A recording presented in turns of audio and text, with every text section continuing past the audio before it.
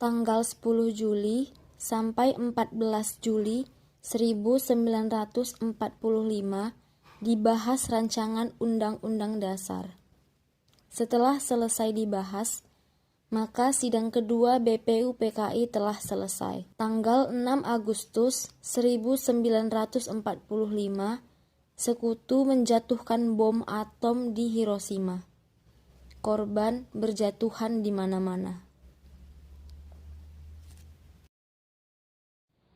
Tanggal 7 Agustus 1945, BPUPKI dibubarkan dan diganti dengan PPKI dengan alasan tugas BPUPKI telah selesai. Tanggal 9 Agustus 1945, Jepang kembali dijatuhi bom atom oleh Sekutu, tepatnya di kota Nagasaki. Hal ini membuat Jepang kewalahan. Setelah peristiwa pengeboman, 3 tokoh Indonesia, yaitu Insinyur Soekarno, Dr. Andus Muhammad Hatta, dan Dr. Rajiman Widjodiningrat dipanggil oleh Marsekal Terauchi di Dalat, Vietnam. Di Dalat, Vietnam, Jenderal Terauchi memberikan 3 keputusan, yaitu disetujuinya pembentukan PPKI, pengangkatan Insinyur Soekarno sebagai Ketua PPKI, dan Dr. Andus Muhammad Hatta sebagai Wakil PPKI, serta untuk mendiskusikan keputusan Jepang.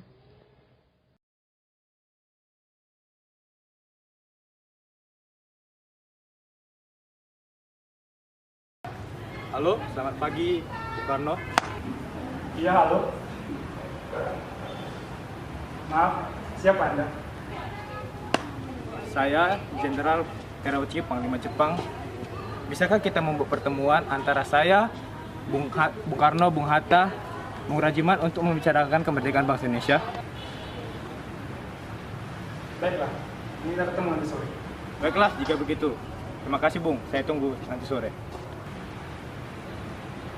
Terima kasih. Insinyur Soekarno membicarakan undangan Terauchi kepada Bung Hatta dan Rajiman.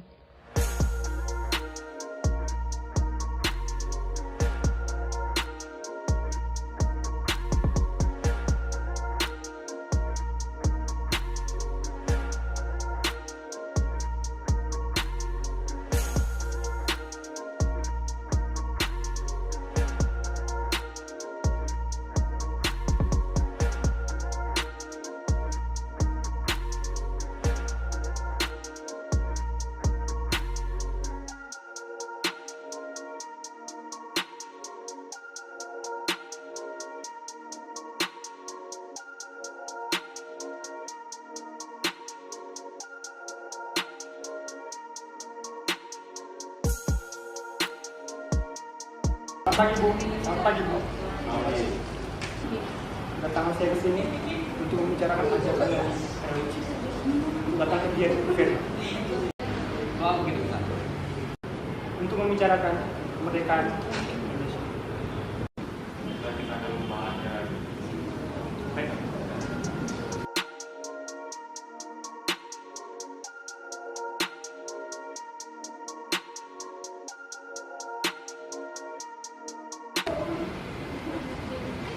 Datang, Bung. Kapan dan di mana kita akan melakukan perbincangan ini? Kita akan membicarakan masalah ini besok lusa di rumah saya. Saya harap Bung Karno datang ke rumah saya besok lusa. Baiklah, kami akan datang. Esok harinya, Insinyur Soekarno, Bung Hatta, dan Rajiman sudah sampai di Dalat, Vietnam. Mereka dijemput oleh Terauchi.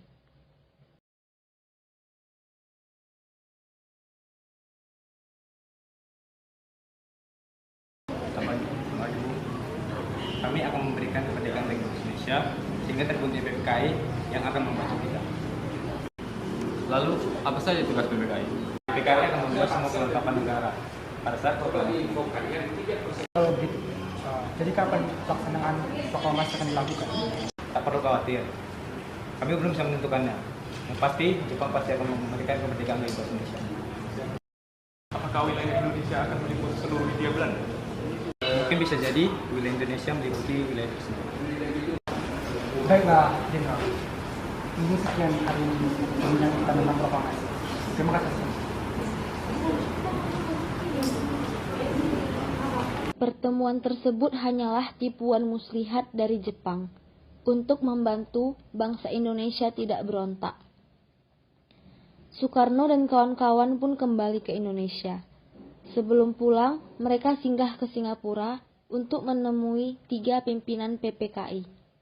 Soekarno selanjutnya mencari tahu bahwa Jepang telah menyerah kepada sekutu.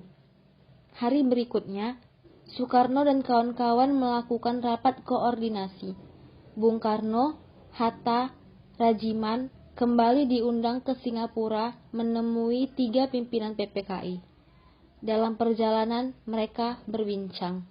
Rasanya saya belum yakin Jepang menyerang pada sekutu. Kalau begitu, kita perlu lebih lanjut diskusi dengan beberapa tokoh yang ada di sini. Kalau begitu, siapa saja tokohnya? Baik, golongan muda. Rokat, mereka. Baiklah, kalau begitu, kita akan diskusi. Setelah mengetahui kekalahan Jepang dari siaran radio BBC, para pemuda menemui Insinyur Soekarno dan Muhammad Hatta di rumahnya di Jalan Pegangsaan Timur 56, Jakarta. Untuk mendesak Insinyur Soekarno dan Muhammad Hatta agar mengumumkan kemerdekaan saat itu juga, dengan Sultan Syahrir sebagai juru bicara. Ada apa gerangan? Bung Karno, Jepang sudah kalah. Seharusnya kita cepat memproklamasikan kemerdekaan. Kita tidak bisa begitu saja memproklamasikan. Kita harus membicarakan ini dalam rapat PPKI. Kita tidak bisa membicarakannya dalam rapat PPKI. Karena PPKI dibentuk oleh Jepang dan kemerdekaan Indonesia harusnya sesuai usaha rakyat Indonesia, bukan pemberian bangsa lain. Bukan begitu. Kita harus membicarakannya dalam rapat. Karena itulah tugas kita sebagai PPKI. Tidak, Syarif. Saya Soekarno sebagai ketua PPKI tidak bisa membicarakan proklamasi tanpa ada anggota PPKI. Saya akan menolak dengan tegas ajakan ini. Sampai di sini diskusi kita. Silakan. Baiklah, Bung, jika itu keputusannya. Dengan demikian, usaha para pemuda dengan juru bicara Sultan Syahrir untuk membujuk Insinyur Soekarno agar segera memproklamasikan kemerdekaan mengalami kegagalan. Setelah mengalami kegagalan dalam membujuk Bung Karno, maka para pemuda kembali mengadakan rapat dengan Cairul Saleh sebagai pemimpin. Setelah rapat usai, akhirnya diputuskan, para pemuda akan menculik Insinyur Soekarno dan kawan-kawan. Keesokan harinya, tepat dini hari, tanggal 16 Agustus 1945, Dr. Andus Muhammad Hatta, Insinyur Soekarno beserta dengan Ibu Fatmawati dan Guntur Soekarno Putra dibawa oleh pemuda ke Rengas Dengklok. Ada apa ini? Kenapa kami dibawa ke sini? Maksud kami, Pak, Bapak segera memproklamasikan kemerdekaan, Pak. Dan itu saya mulia. Itu saya katakan. Mereka Indonesia harus dibicarakan oleh semua anggota PPKI. Benar, Pak. Persiapan kemerdekaan Indonesia itu adalah tugas PPKI. Lagi pula kan, Bapak Ketua PPKI. Jadi tidak mungkin Bapak mengambil keputusan tanpa memberitahu anggota PPKI lainnya. Sementara terjadi perdebatan di Rengas Dengklok, di Jakarta Wikana atau golongan muda dan Mr. Ahmad Subarjo atau golongan tua melakukan perundingan. Mari Pak, saya antar ke Rengas Dengklok. Ayo kita ke sana. Saya rasa di sana pasti terjadi perdebatan. Setelah mendapat beberapa kesepakatan, diutuslah Yusuf Kunto untuk mengantar Ahmad Subarjo ke Rengas Dengklok. Setelah sampai di sana, Mr. Ahmad Subarjo akhirnya menjemput Insinyur Soekarno dan kawan-kawan. Selain itu, Mr. Ahmad Subarjo berhasil meyakinkan para pemuda untuk tidak terburu-buru memproklamasikan kemerdekaan. Sekitar pukul 11, rombongan Insinyur Soekarno sampai di Jakarta untuk sesaat pulang ke tempat masing-masing. lalu langsung menuju rumah Laksamana Maeda untuk merumuskan naskah proklamasi.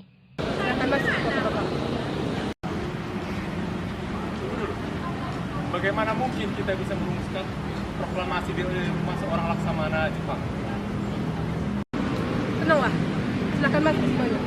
Saya menjamin selama Anda berada di rumah saya, keselamatan kalian tetap terjaga. Dengan memegang kertas dan bolpoin, perundingan yang ditaklukkan antara golongan muda dan golongan tua itu berjalan dengan lancar.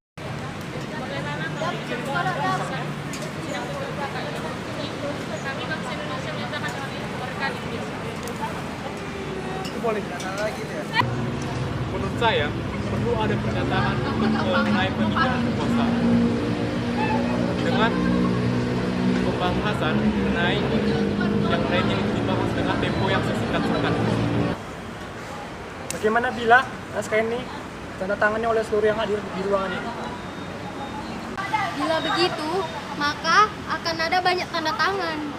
Bagaimana bila Bung Karno saja yang menandatanganinya? Bagaimana jika dengan Pak Hatta? Begini saja, lebih baik Pak Karno dan Pak Hatta menandatangani namun mengatasnamakan bangsa Indonesia. Jadi kamu bagus juga. Saya setuju. Bagaimana jika naskah ini diketik oleh saya, namun ada beberapa perubahan seperti wakil-wakil bangsa Indonesia diganti menjadi atas nama bangsa Indonesia dan Jakarta 17 Agustus tahun 45 diganti menjadi tanggal 17 bulan Agustus tahun 45 dan juga tempo menjadi tempo. Baiklah, Mbak Tuan, jika rapat sudah selesai, mari saya terjun.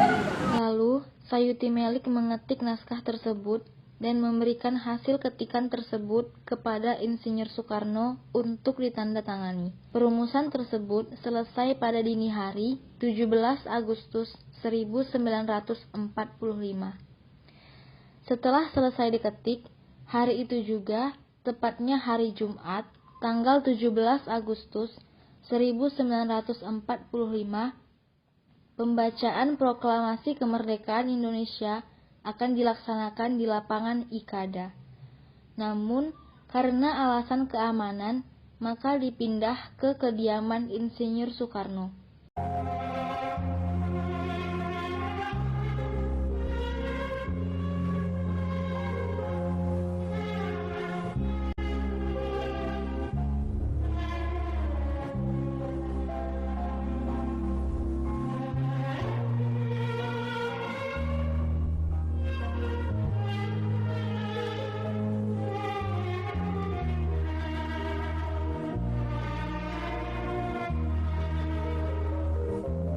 Terjadi sedikit perbincangan antara Insinyur Soekarno, Fatmawati, Latif Hendraningrat, dan S.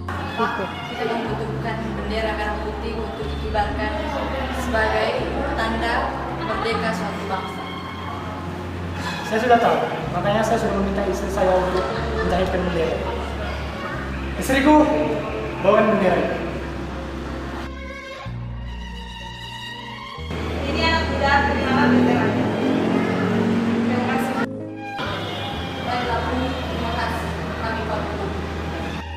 Pada tanggal 17 Agustus 1945 di kediaman Insinyur Soekarno, persiapan proklamasi dilakukan oleh Sudiro yang menyiapkan mikrofon sebagai tangan kanan Soekarno.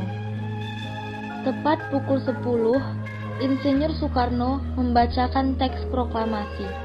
Selanjutnya, dengan pengibaran merah putih oleh S. Suhut dan Latif Hendradiningrat yang diiringi lagu Indonesia Raya.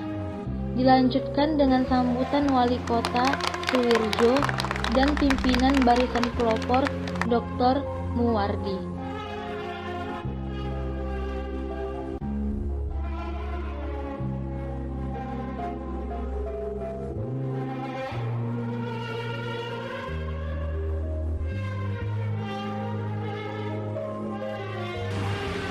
Proklamasi kami, bangsa Indonesia, dengan ini menyatakan kemerdekaan Indonesia. Hal-hal yang mengenai pemindahan kekuasaan dan lain-lain diselenggarakan dengan cara sama dan dalam tempo yang singkat-singkatnya. Jakarta, 17 Agustus 1945. Atas nama bangsa Indonesia, Soekarno-Hatta. Maka dengan ini, negara kita harus lebih merdeka. Merdeka! Merdeka! Merdeka! Merdeka! Merdeka! Berita proklamasi menyebar dengan cepat ke seluruh penjuru Jakarta. Setelah itu, teks sampai ke tangan Kepala Bagian Radio Domai, W dan B, dan memerintahkan F. Wus atau Markonis untuk menyiarkannya.